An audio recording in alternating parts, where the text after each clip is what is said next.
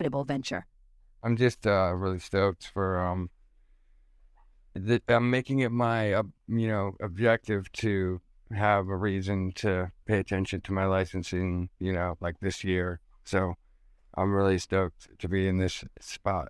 You know what I mean? Like I've been waiting to sort of apply myself to this for as long as most of my adult life, most of my just for having kids and everything. Now finally I can apply myself to this. So I'm really excited. So something you said earlier that stood out to me when you talked about monetizing your stuff. Um, there's usually the angle that I hear in this space, and broadly speaking, the independent industry of, well, if enough people like what I do, then I get to monetize it. That's one play, but I'm not so sure that's a viable play for 90% of people. It's just me being realistic here. Not because what you make sucks or because you're not able to market it well. It's more of a thing where, truth be told, you can't force people to like it. And you definitely can't force people to buy it. That's like a harsh truth that, like, as you navigate the world of creating stuff, like that's gonna hit you no matter what, right? But the good news is that another angle you can monetize your stuff definitely. And please save the whole selling out comment thing because I think like this should be over with. Like just working with people for the sake of selling your stuff. It's not selling out, it's being strategic. Okay. So gaming in particular, is going to have a big boom renaissance in the next several years, starting today, actually. Because as I mentioned earlier, this whole AI thing happening right now, it has ramification that impacts all the industries, not just the tech industry. And if you're not able to make that connection for yourself yet, think about it this way. If an AI tool can facilitate the creation of images, right? Assets, broadly speaking, then it stands to reason that a developer for games out there will leverage that tool to build themselves a game and publish it and monetize it and stuff like that. And these people, they can use AI, sure, to make music, but 90% of the time, they will actually require the expertise and the know-how of someone who knows how to arrange, who knows how to sound select, who knows how to even make custom suitable thematics and link motifs for their games. Because in gaming, that's how this whole concept works. Good games, at least. This is why if I say do do do do do do do do, you know exactly what I'm talking about. See, like leitmotif in motion here.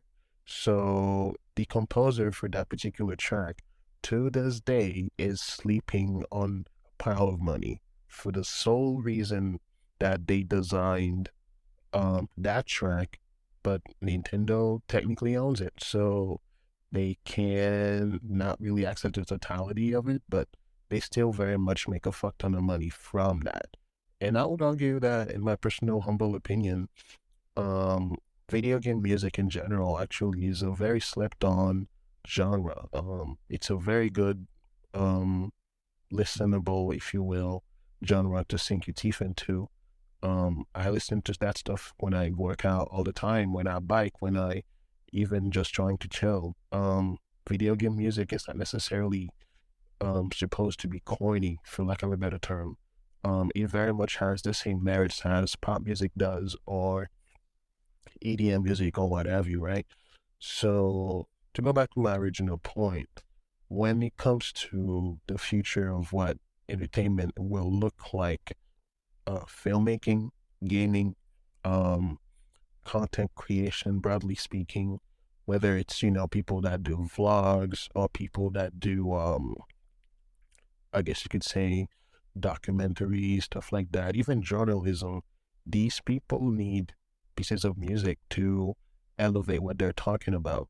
And when given the option, they will actually seek out alternatives that are separate from the so-called free licensing Creative Commons type of track, because truth be told, a lot of the times it tend to suck.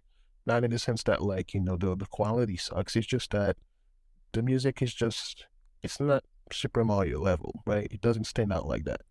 It's good enough for what it's worth, but when it comes to actually telling a story actively and engaging the viewer or listener, it's very difficult. And podcasts also, it's the same thing.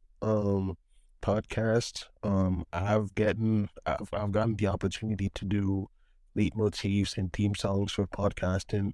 You would think that I would not enjoy doing that, but truth be told, I think it's fun, and I also think that the revenue stream from that can actually be pretty lucrative. So keeping up in mind and start to seek out these type of up and coming creators, and reach out to them and offer them your services, and set a hard percentage off the bat in terms of what they get to do or what they don't get to do with your music.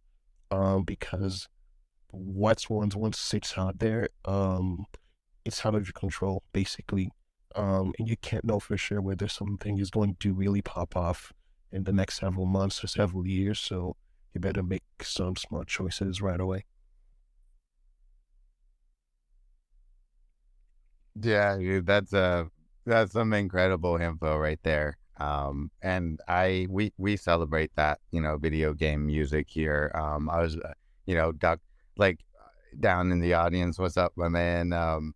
And Dark and Sui and Francesco, and like I think there's been a lot of like, video game-esque soundtracks, and like it's really a good way to start thinking and start to looking at what you create. Like when you said do do do do do do do, Mario theme, like it doesn't even have to be the exact theme. It just it's like, so think about that. Like, what is that in the music? Like, maybe you create this incredible, crazy soundscape, but then you have to kind of, figure out what the melody is and then break that down into MIDI. And now you have this MIDI sequence of notes that, how does that work with the technology? And all of these different aspects and the mechanics of how you create and what you create along the way are your assets.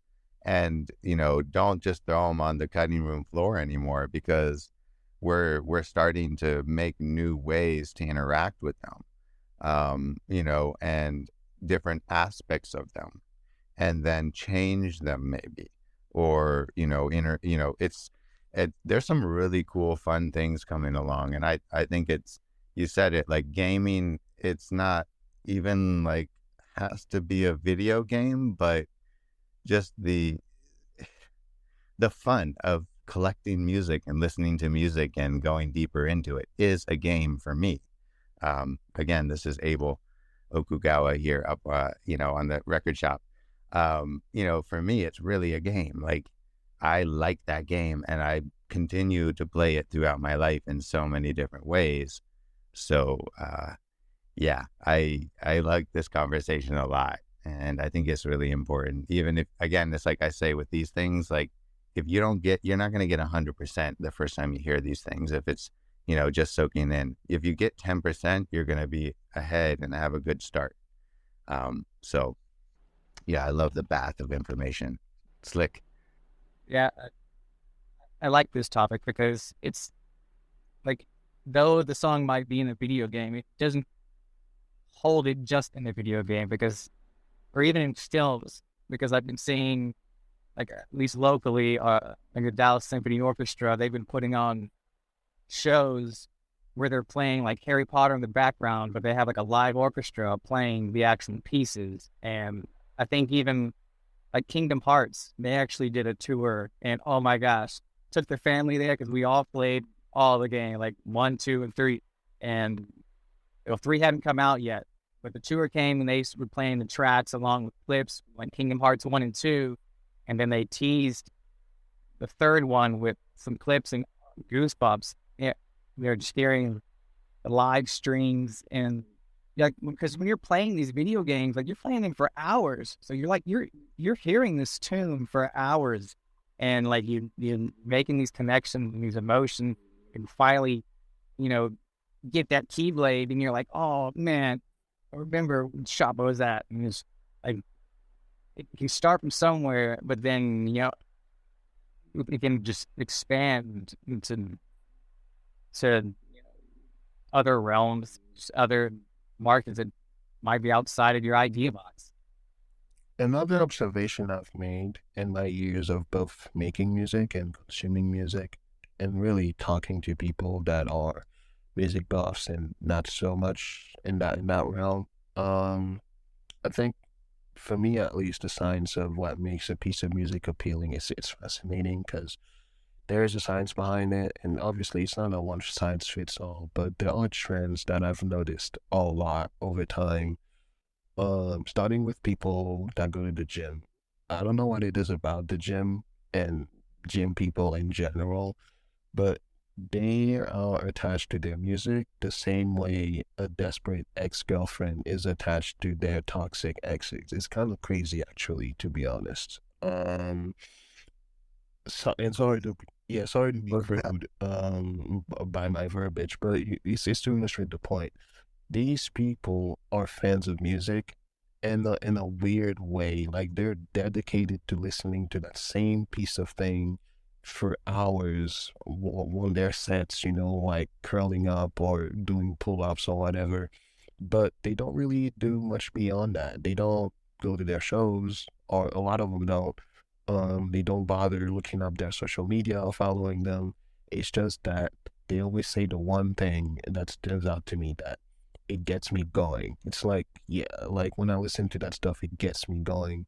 So that shit, when it first clicked for me at the time, it got me thinking, is there such a thing for other types of activities, whether it's reading, whether it's driving? And yeah, it adds up actually. People that drive, that I've spoken to about it, that drive long distances, truck drivers specifically, yo, truck drivers are the backbones of the country industry. You would not fucking believe, bro. These people will put on a country song on repeat the entire time. And these people, mind you, they drive up to 6 hours a day. So that shit adds up, okay? Um, Another thing that it makes a ton of difference too, to sort of like get back into more modern context, is the Zoomers, like the way Gen Z consumes music. It's more eclectic, yes, but their attention, once it's set on the a particular artist or a particular group, like it's second to none. And if you want to see for yourself, look into K-pop, man. K-pop has the kind of fandom that's borderline cult level. I've never seen such a thing in my entire life. And the funny thing is, it doesn't just apply to the genre, it applies to the people making it, to the lore behind it, so to speak. The way the K-pop fans go out of their way to consume everything K-pop, it's mind-blowing to me, it's crazy to me. And this is an aspect that unfortunately I think a lot of artists miss out on, right? Like the concept of like prime number maze is a concept I'm fairly familiar with and that I'm very appreciative of. And what it means is you can train a rat to turn at every other even number or prime, not prime, but odd number in a maze, right? And you can train them to do that. But once you introduce the prime number into the equation, it's too abstract for them to make sense of. Even people struggle with that. So if you were to extrapolate that into the context of making music for the music industry specifically, because there is a difference in my mind when you make music for enjoyment versus to compete in the industry. The people that make music don't understand that to be able to make sense of that prime number maze of finding fans and retaining fans, you have to give them something that stands out beyond the music. And the context of the music definitely is like a key element of that puzzle. So when you make music moving forward, I'd highly suggest you think about what the person might be doing as they listen to your stuff. I'm one of those freak cases that will listen to dubstep to put myself to sleep. So maybe take what I'm saying with a grain of salt, but also think about what people do, and based on their habits. And I also highly encourage that you start to take advantage of newsletters and analytics, on the back channel. I know it's like one of these things that people tend to not care that much about, but once you start to see a certain pattern, it gives you the opportunity to take advantage of it in a way where you can establish a fan base for yourself and make the work twice as easy, as opposed to constantly putting a piece of stuff out and not really seeing any traction. You feel me?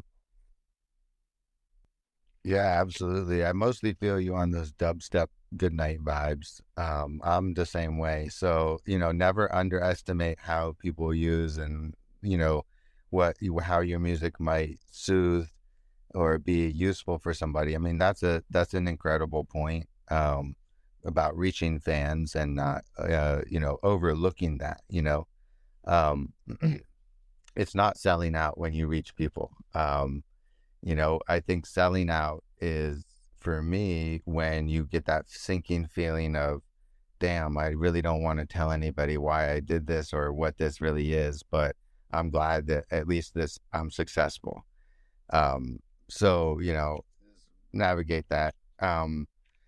But man, that's really, really a good point, about music and use and stuff like that.